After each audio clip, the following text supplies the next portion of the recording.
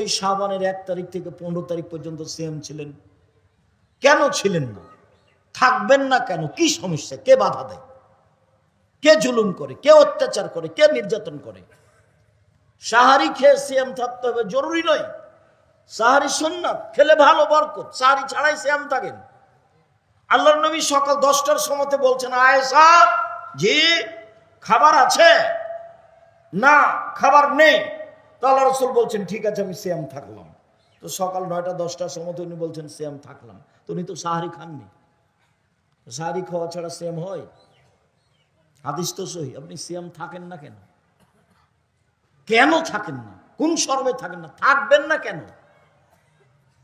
ইবাদতের জগতের সবচেয়ে ভিন্ন ধরনের ইবাদত, একেবারে ব্যতিক্রম ইবাদত।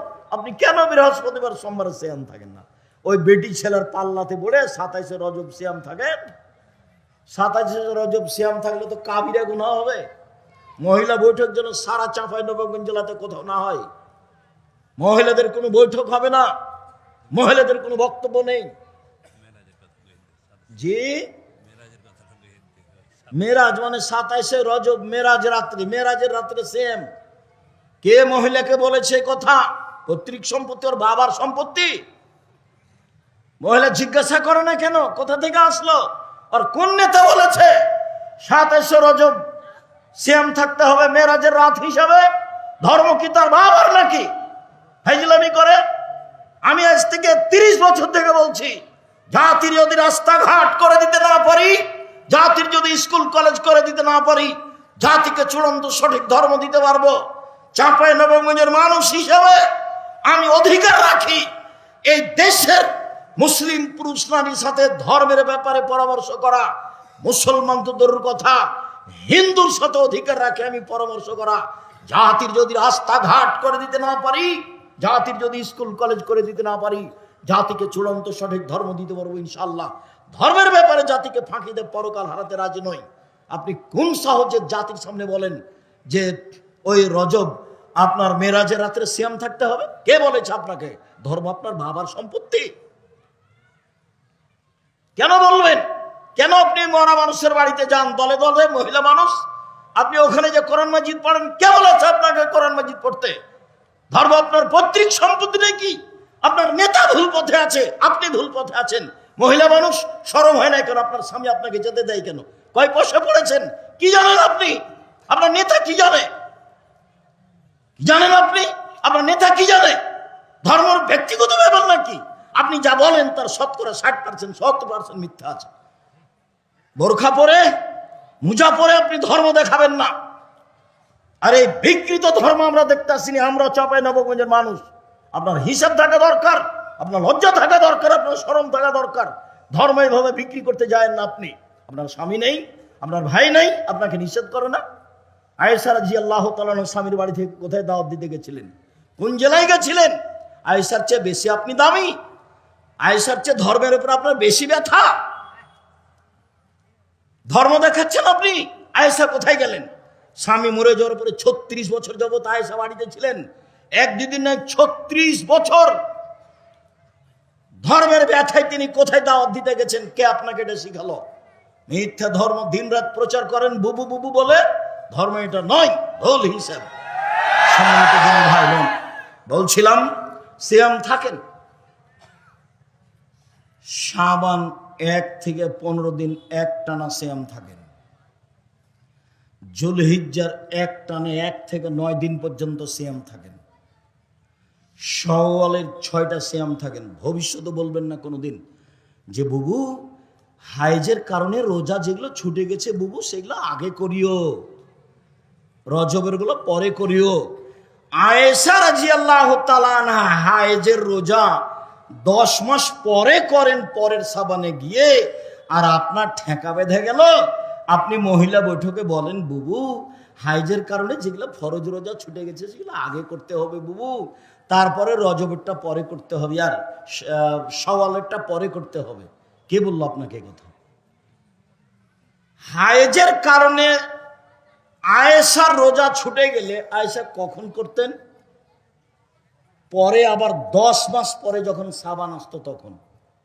আর আল্লাহ নবী আমভাবে বলে দিয়েছেন যেদিন পারবে সেদিন, 10 বছর পরে করুক তাতে কি হবে, মরে গেছে গেছে গেছে। হাইজের কারণে রোজা ছুটে গেছে, জীবনে একদিন যেদিন পারবে সেদিন করবে, বলে ছুটে গেছে মরে গেছে তো গেছে গেছি। সম্মানিত দিনী ভাই বোন, শুধুমাত্র ভুল দিয়ে ঘেরা তার চলা, তার ফিরা, তার কথা, তার বার্তা, তার বৈঠক প্রায় সবই মিথ্যে, প্রায় সবই মিথ্যে। চাঁপাইনবাবগঞ্জ জেলার বিবাহের শুরু থেকে শেষ পর্যন্ত একটাও জায়েজ নয়। তাদের এই দাওয়াতি কাজের প্রায় অংশ তেমনি মিথ্যে, সব রূপক, সব বানাও। মরা মানুষের বাড়ি তো কেন যাবে, দল করে কেন যাবে, কেন তাকে ওখানে কোরআন মাজিদ পড়তে হবে, কেন তাকে দোয়া দেখাতে হবে, কিসের দোয়া, ধর্ম পৈতৃক সম্পত্তি? আয়েশা কবে কোন মরার বাড়িতে গেলে দোয়া করলেন, কে আপনাকে শিখালো এগুলো? সম্মানিত দিনী ভাই বোন, বলছিলাম আব্দুল্লাহ ইবনে আমর রাদিয়াল্লাহু তাআলা আনহু বলেন, রাসূল সাল্লাল্লাহু আলাইহি ওয়াসাল্লাম বলেছেন, সিয়াম বিচারের মাঠে আপনার পক্ষে কথা বলবে, বলবে রব্বি মানাতাহুত্তামা শাহওয়াত ফাশাফিনি ফিহি, প্রতিপালক আমি একে দিনে খেতে দিনি, মন মতো চলতে দিনি। প্রতিপালক আমি একে দিনে খেতে দিনি, মন মতো চলতে দিনি, তুমি আমার একটা কথা শোনো, একে জান্নাতে দাও। তখন আল্লাহ বলবেন ঠিক আছে দিলাম। শ্যাম আপনার পক্ষে বিচারের মাঠে কথা বলবে। মনে রাখবেন 4টে জিনিস, এবার চাই 4টে জিনিস আপনার পক্ষে কথা বলবে। হজ করে জান্নাত পাওয়া যায় কিনা যায় না, কিন্তু দান দিয়ে জান্নাত কিনা যায়, তো এ তো অনেক বড় ব্যাপার। আল্লাহ নবী বলছেন যে দান করে ওকে দিয়ে জাহান্নাম উদ্বোধন করা হবে। কেন? যখন দান করে তখন খালি বারবার বলছিল 10,000 টাকা দিলাম, একটু বলে দেন না, একটু বলে দেন, এই বলছো না কেন? এর বিনিময়ে এখন জাহান্নাম, একে দিয়ে উদ্বোধন করা হবে। শহীদ, শহীদ তো বিশাল ব্যাপার। তোমরা যাকে শহীদ বলছো অবশ্য আমি কোনোদিন তাকে বলিনি। যারা একেবারে খাঁটি আল্লাহর রাস্তায় জেহাদ করছে, ওদের ভিতরে যদি কোন সময় একটু লোক দেখানো থাকে, তাহলে বিনিময় জাহান্নাম উদ্বোধন হবে ওকে দিয়ে। 3 শ্রেণীর মানুষদের জাহান্নাম উদ্বোধন হবে। তারা সবাই বড় বড়, 1 মাওলানা, 2 দানশীল, 3 শহীদ। তাহলে তাসবিহ এগুলো কি হবে ফলাফল? আর মনটাও চাই একটু, আমি ইবাদত করছি মানুষ দেখুক, মনটা চাই, যার জন্য ওই কাজই করা হবে না। সম্মানিত দিনী ভাই বোন, বলছিলাম 4টে জিনিস বিচারের মাঠে আপনার পক্ষে কথা বলবে। 1 সিয়াম, 2 কোরআন, 3 কালো পাথর হাজরে আসওয়াদ, 4 আঙ্গুল, যে আঙ্গুলে তাসবিহ গণনা করেছে।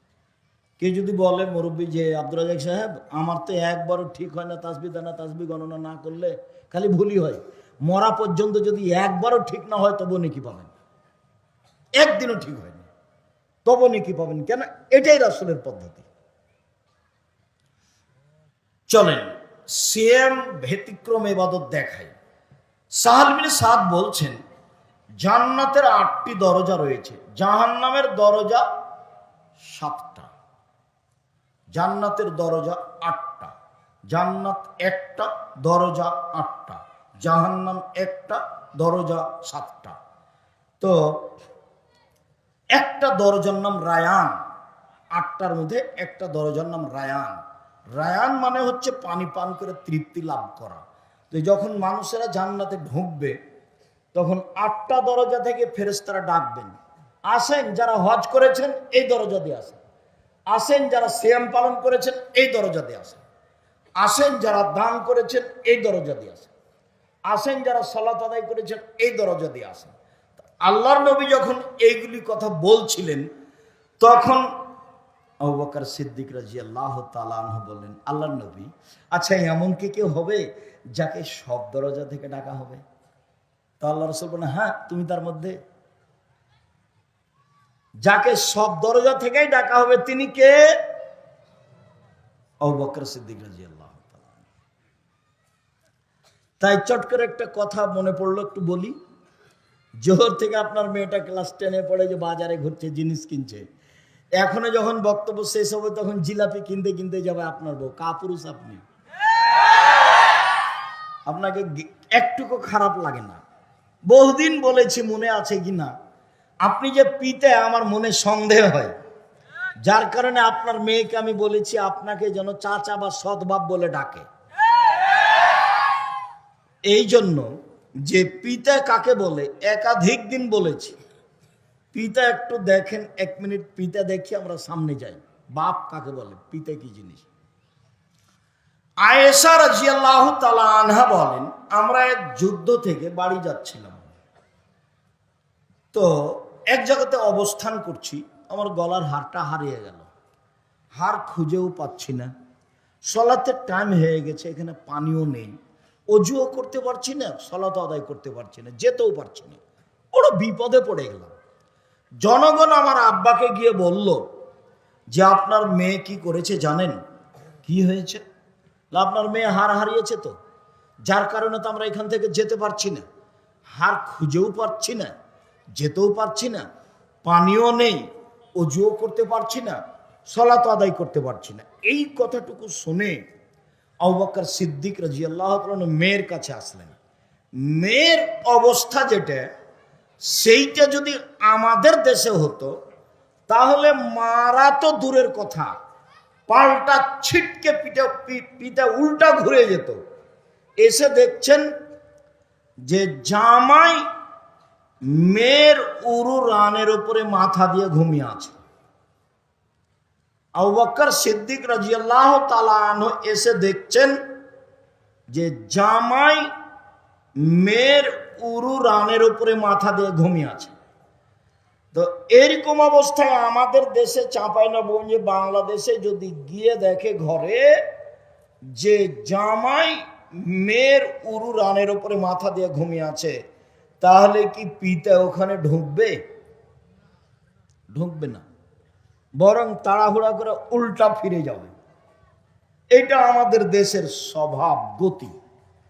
এখন আয়েশা রাদিয়াল্লাহু তাআলা আনহা বলছেন যে আমার পিতা এসে আমার কোমরের উপরে কয়েকটা এত জোরে কিল মারলেন যে আমার স্বামী আমার উরু রানের উপরে মাথা দিয়ে না ঘুমালে আমি মায়ের কারণে দূরে সরে যেতাম, তিনি এত জোরে মারলেন। আমি নিজেকে খুব টিকিয়ে রাখার চেষ্টা করেছি। কেন? আমার স্বামী আমার উরু রানের উপরে মাথা দিয়ে ঘুমাচ্ছেন, এই জন্য পিতার মায়েরটাকে আমি টিকিয়ে রাখার চেষ্টা করেছি যাতে করে নড়াচড়া না হয়। এত জোরে মেরেছেন, আমি দূরে সরে যেতাম, এরকম জোরে মেরেছেন। এবার বলি, সবচেয়ে বড় মানুষে মারলেন, ওই যে জান্নাতের সব দরজা থেকে ডাকছে যাকে, উনি কে? আবু বকর সিদ্দিক। চট করে ওই কথাটা, এই কথাটা মনে পড়েছে, সেই জন্য বলছি। সবচেয়ে বড় মানুষে মারলেন, সবচেয়ে বড় মহিলাকে মারলেন। কাকে মারলেন? সবচেয়ে বড় মানুষের সামনে মারলেন। কার সামনে মারলেন? হ্যাঁ, মুহাম্মদ সাল্লাল্লাহু আলাইহি ওয়াসাল্লামের সামনে মারলেন। যিনি উরু রানের উপরে মাথা দিয়ে ঘুমিয়ে আছেন, উনি কে? উনি হচ্ছেন মুহাম্মদ সাল্লাল্লাহু আলাইহি ওয়াসাল্লাম। বুঝাতে পারিনি মনে হয়, এখন স্পষ্ট হয়ে যান। মুহাম্মদ সাল্লাল্লাহু আলাইহি ওয়াসাল্লাম হচ্ছেন জামাই, আর আয়েশা হচ্ছেন মেয়ে, আর আবু বকর হচ্ছেন বাপ। এইবার সবচেয়ে দামি মানুষে মারলেন, সবচেয়ে দামি মহিলাকে মারলেন, সবচেয়ে দামি মানুষের সামনে মারলেন, পূর্ণ যুবতী মেয়েকে মারলেন, বিবাহদারী মেয়েকে মারলেন, জামাইয়ের সামনে মারলেন, খোলা মাঠে মারলেন, দিন দুপুরে মারলেন, হাত দিয়ে মারলেন। সবচেয়ে বড় মানুষে মারলেন, সবচেয়ে বড় মহিলাকে মারলেন, সবচেয়ে বড় মানুষের সামনে মারলেন, জামাইয়ের সামনে মারলেন, পূর্ণ যুবতী মেয়েকে মারলেন, বিবাহদারী মেয়েকে মারলেন, খোলা মাঠে মারলেন, প্রায় 1400 মানুষের সামনে মারলেন। এত বড় বাপে এত বড় বেটিকে এত বড় মানুষের সামনে মেরে দিলেন, আর আপনার মেয়েটা ক্লাস 10-এ পড়ে, লজ্জা করে না, ঢং ঢং করে হেঁটে বেড়ায়, আপনি তাকে একটা ধমকও দিতে পারেন না। আপনি আবার বাপ, আপনার মতো বাপ বেঁচে থাকার চেয়ে মরে যাওয়া ভালো। এতিম হিসেবে মেয়ে থাকবে, জামিয়া সালাফে লালন পালন করবে, ইনশাল্লাহ সমস্যা হবে না। 519 জন এতিম আছে ওখানে, আপনার মেয়েও থাকবে ওখানে ইনশাল্লাহ। আপনার মতো বাপের আমি কামনা করিনি। এই মেয়ে, তোমার বাপকে আগামীকাল থেকে সৎ বাপ বলে ডাকিও।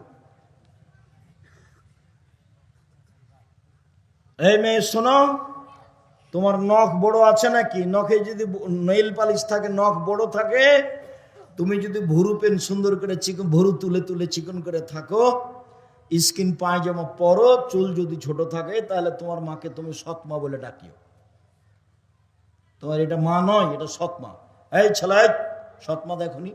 এই মেয়ে, এই খালেদা, কথা বলছো কেন? সৎমা দেখবা? এই যে দেখো, এ দেখো সৎমা দেখায়। 2টা মেয়ে বাচ্চা ওখানে ছিল, একটা সৎ মেয়ে, একটা নিজের মেয়ে। তো এইদিকে আসছে, তো নিজের মেয়েটা আগে আগে এসেছে, তো যেমনই পাশে এসেছে তেমন তাকে কোলে নিয়ে বলছে, আম্মু কি করছিলাম, আম্মু কি করছিলাম, এভাবে আদর করছে। এইবার একটু পরে সৎ মেয়েটা উঠে আসছে, যেমন কাছাকাছি এসেছে তখন মায় বলছে, হ্যাঁ এখানে আলি কেন? হ্যাঁ, তোকে যে ওখানে বসে থাকতে বললাম, হ্যাঁ এখানে গেল, একটু থাপি তোর গাল পাঠিয়ে দেবো, যা ওখানে বসকা যা। এই হলো সৎ মেয়ে।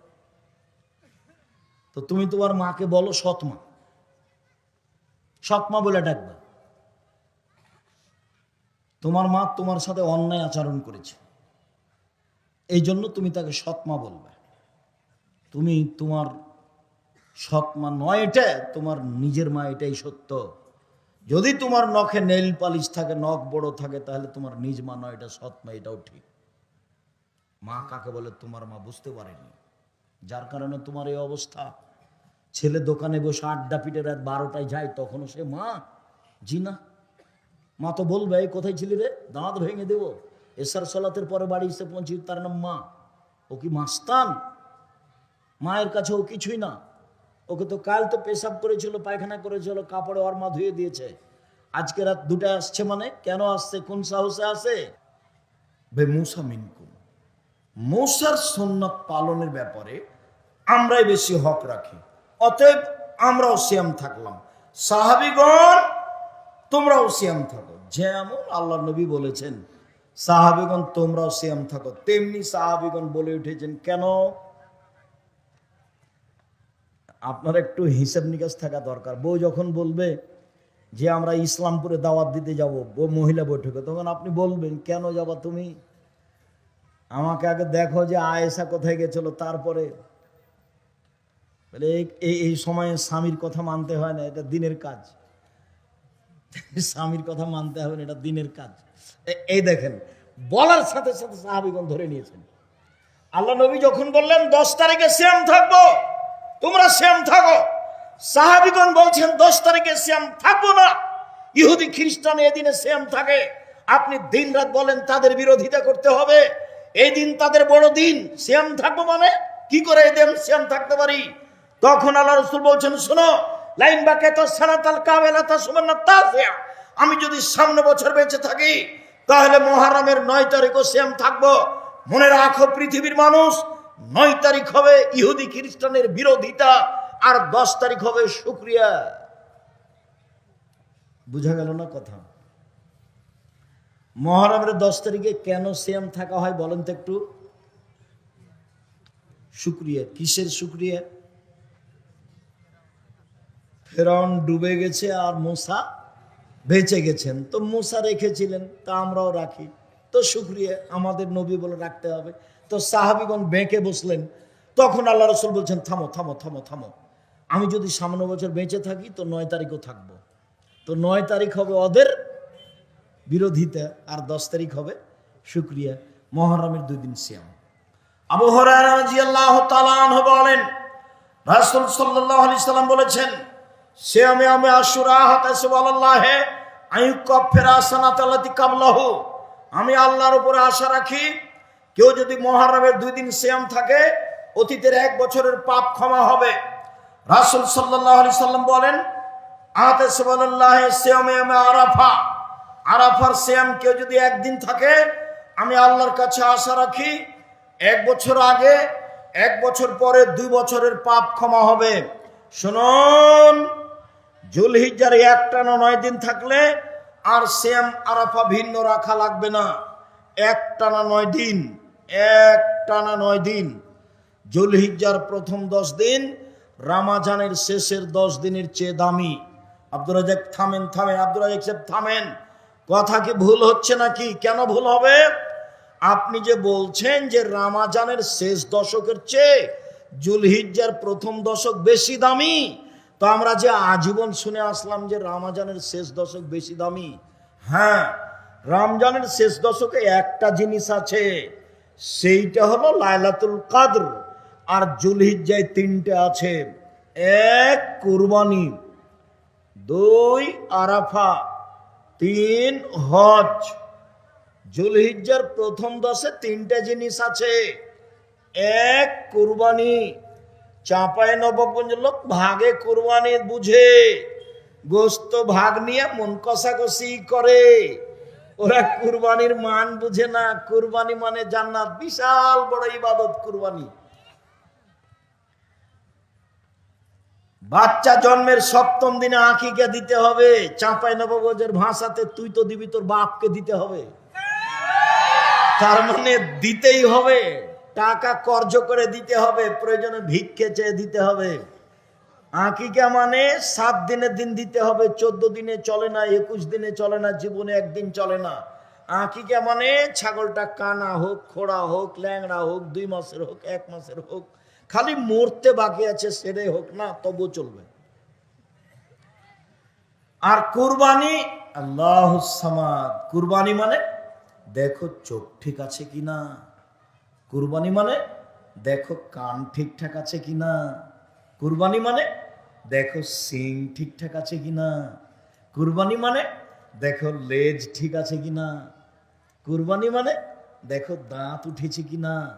কুরবানি মানে পায়ের খুর ঠিক আছে কিনা। কুরবানি মানে মোটা তাজা কিনা। কুরবানি মানে নেকি। কুরবানি মানে জান্নাত, তাকে ভাগে গেছে। আমি কোনোদিন ভাগে বলিনি। টাকা বেশি আছে, ইন্ডিয়া কাছে আছে, রাজস্থান থেকে উট। টাকা কম আছে, গরু। টাকা কম আছে, খাসি। টাকা কম আছে, ছাগি, দাঁড়, যেগুলো বাড়িতে আমরা বলি, যেটা সবাই বলবো জি। টাকা কম আছে, ভেড়া ভেড়ি। এই দিকে আসেন নেকির আশায়।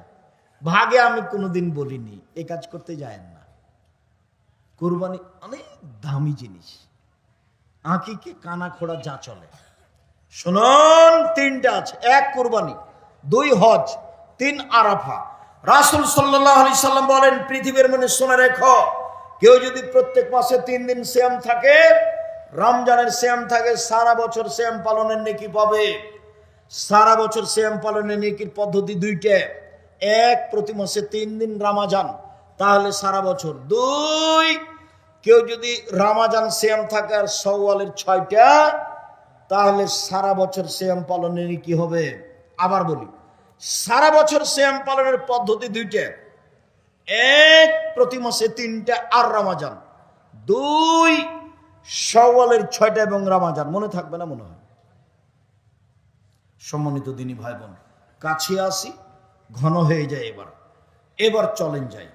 একটু কথা বলে রাখি, শাওয়ালের 6টা সিয়াম রাখতে হবে, মাঝে মধ্যে ছাড়তে হবে, মাঝে মধ্যে রাখতে হবে। এ কথা মহিলা মিথ্যা কথা বলেছে। মহিলা বৈঠকে মহিলা মিথ্যা কথা বলেছে। ধারাবাহিক রাখেন, ধারাবাহিক রাখাই ভালো।